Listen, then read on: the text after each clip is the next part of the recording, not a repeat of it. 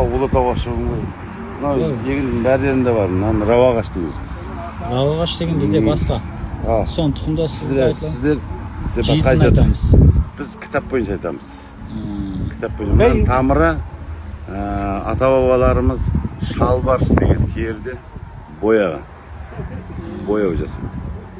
Сап-сары болады ғой тері. Иә. Сары түсін соған бояп жасаған. Мынау ішті ағызады. Сарыағаш. ішті ағызады. Не ғой? Сондай. Ішті айдайды.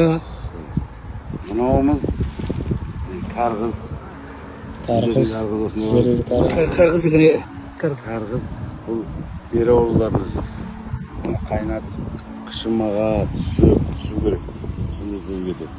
Бұл жердің бәрінде шөптің бәрі емдік қасиет береді. Мыс құйрық дейміз. Мынаның өзі шөткендердің ішін тияды. Қайнат мынаны бүйтіп қайнатсасаң болады тияды. Анау не?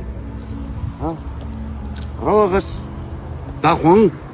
Не де даужу де жаңде не ма не? Дақуа не ма? Әлем бұтылай де не ма? Десе садың. Eski dağın var. Tuz dağın. Daha eski.